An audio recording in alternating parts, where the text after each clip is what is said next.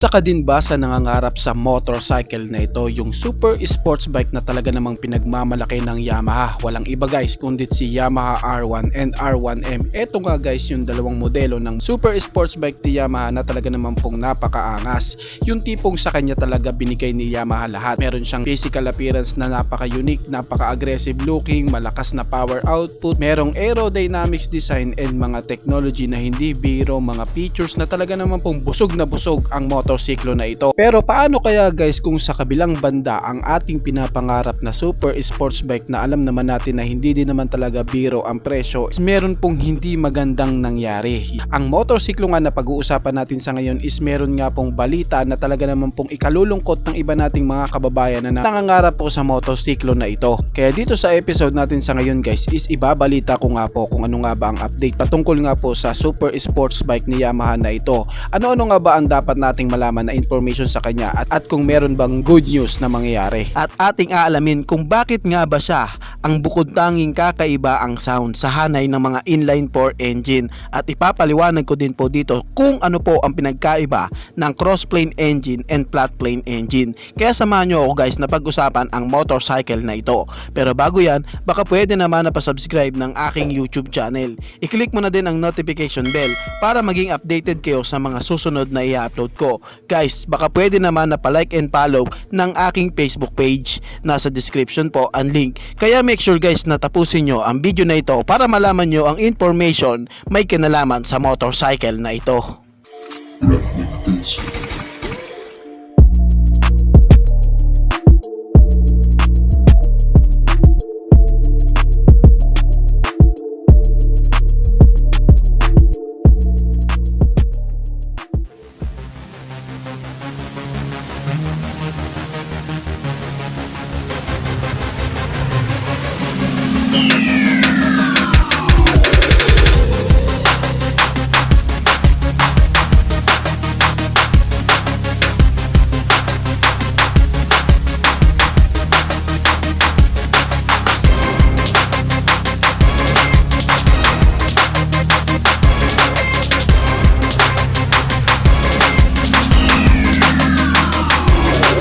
Alam ko guys na pamilyar na nga po ang iba nating mga kababayan patungkol nga po sa balita na ito tungkol nga po sa super sports bike ni Yamaha na si Yamaha R1 and Yamaha R1M. Kahit nga po ako nung nalaman ko nga po ang balita patungkol nga po sa motorcycle na ito, talaga naman pong nalungkot ako. Hindi naman sa dahil sa kaya kong bilhin po ang motor na ito, hindi naman sa ganun. Kasi guys, alam ko sa sarili ko na suntok sa buwan talaga ang presyo ng motor na ito. Pero yung makakita ka lamang po ng mga bago production ng super sports bike na ito, talagang nakakatuwa na po na makakita nito. And syempre alam naman natin guys na isa sa talaga namang pinapangarap talaga ng karamihan dito sa Pilipinas ang super sports bike na ito, ang Yamaha R1 and Yamaha R1M. Bago nga tayo guys mag-focus sa bad news patungkol nga po sa super sports bike na ito, pag-usapan po muna natin kung ano nga ba ang sekreto ng makina ng Yamaha R1M and Yamaha R1. Dito nga guys is aalamin natin kung ano nga ba ang pinagkaiba ng engine na flat plane engine and cross plane engine. Ito nga po guys at aking ipapaliwanag sa inyo. Ang flat plane engine guys, ito ang karaniwang design ng mga makina ng naka-inline 4 engine.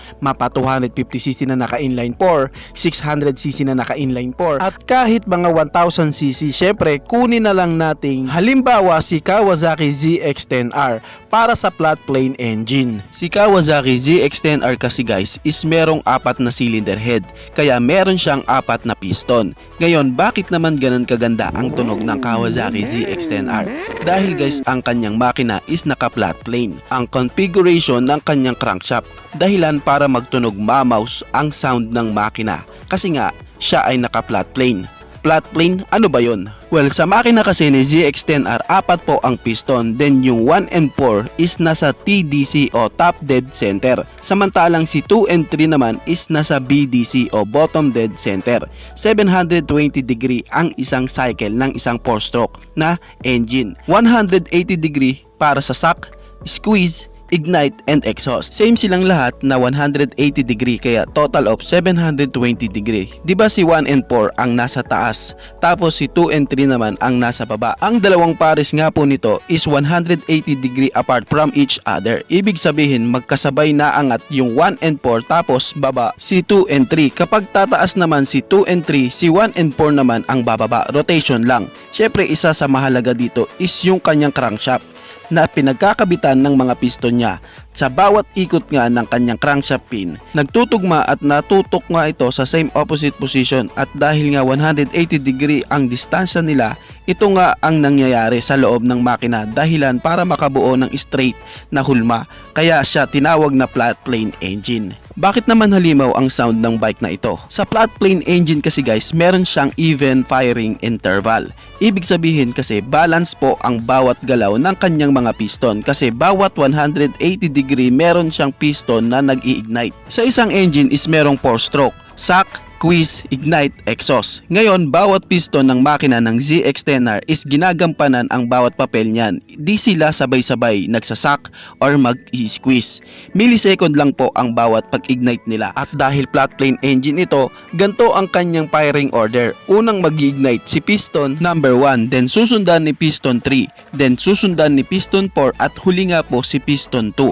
Kasi every 180 degree is merong piston na nag-i-ignite, kaya tinawag siya na even. At dahil alam naman natin na mabilis ang cycle ng mga ito, ganito nga po ang nakikreate niya na sounds.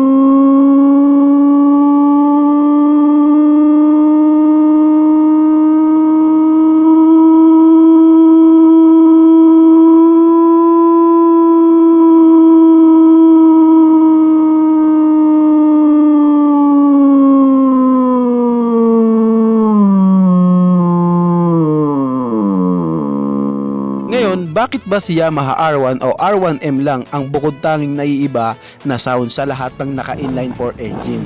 Kasi guys, si Yamaha R1 kasi is naka-cross plane engine.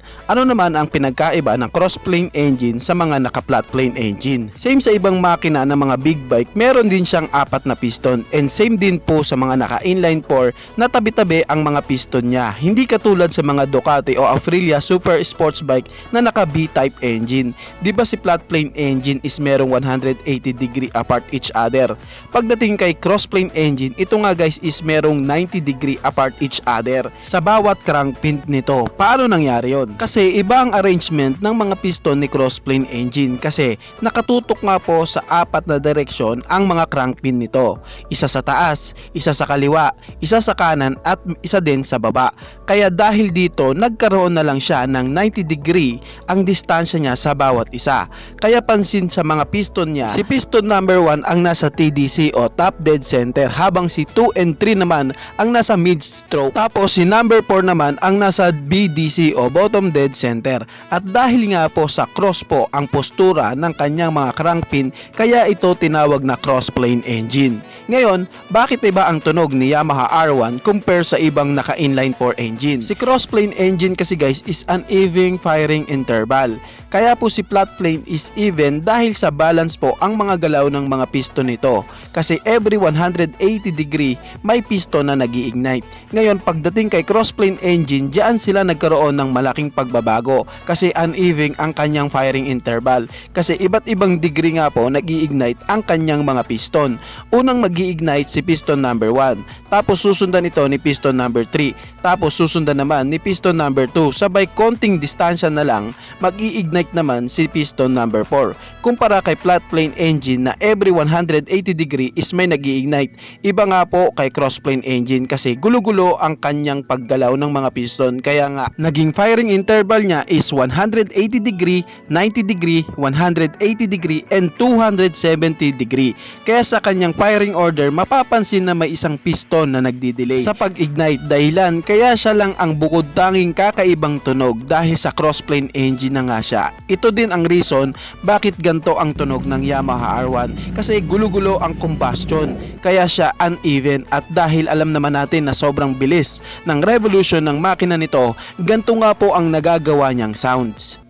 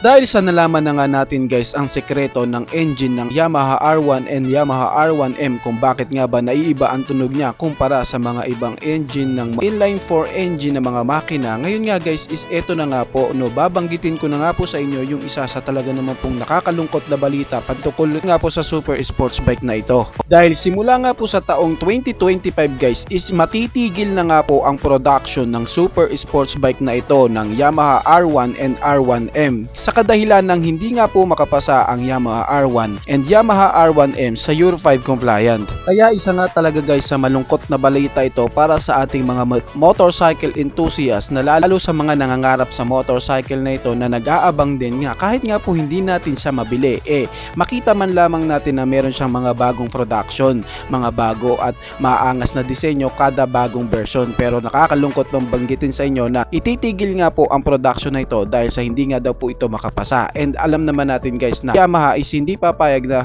wala silang super sports bike na ipipresenta sa atin. Doon nga po sa aking previous vlog is nabanggit ko na meron nga pong rumor na ginagawa si Yamaha patungkol nga po sa kanilang super sports bike, yung Yamaha R9. At dahil nga daw po matitigil ang production ng Yamaha R1 and R1M, si Yamaha R9 nga daw po ang papalit bilang isa sa kanilang super sports bike na mataas ang cubic centimeter engine displacement. Kasi po ang makina nga po ng MT-09 nila is pasok sa Euro 5 compliant. Kaya ang status guys ng motor na ito ng super sports bike na Yamaha R1 and R1M is magiging katulad nga po sa senaryo ni Yamaha R6 na magiging track bike na nga lang po siya, magiging available. Hindi na po siya magiging street legal. Alam ko guys na nakakalungkot talaga ang balita na ito, pero ganun pa man, meron namang ipapalit si Yamaha, yung Yamaha R9, kaya abang-abangan natin na lumabas ang super sports bike na ito. Ganun pa man guys, nakakalungkot man na balita, pero alam natin na ang super sports bike na ito is meron din namang iniwan na history para sa atin at sa motorcycle industry, si Yamaha R1 and R1M. Makikitaan din talaga na napaka-powerful din talaga ng Yamaha R1 at isang patunay din dyan si Valentino Rossi na naghari at naging legendary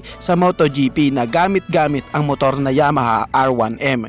Kaya masabi ko din talaga na di din basta-basta ang nagawang engine na ito ni Yamaha. Bukod kasi sa may panalo at malakas na power output na engine, siya lang naman ang merong sounds na kakaiba sa lahat ng inline 4 engine. Kaya talagang masasabi mo din na isa ang motor na ito na kakaiba sa lahat, ang Yamaha R1 o R1M. Kayo guys, ano masasabi nyo sa motor na ito? Paki-comment naman ang inyong reaksyon. Maraming salamat po. Bago matapos ang video na to guys, baka pwede naman na pahingi ng isang like mula sa inyo bilang pagsuporta sa ating munting video. Maraming salamat po. Sa tingin ko guys is dito ko na lamang po tatapusin ang ating vlog. I hope na nag-enjoy kayo sa aking hinandang video para sa inyo. Pinasisigla ko din kayo na i-subscribe ang aking YouTube channel. I-click mo na din ang notification bell para maging updated kayo sa mga susunod na i-upload ko. So dito ko na lamang po tatapusin. Maraming salamat. It's your boy. Thank you!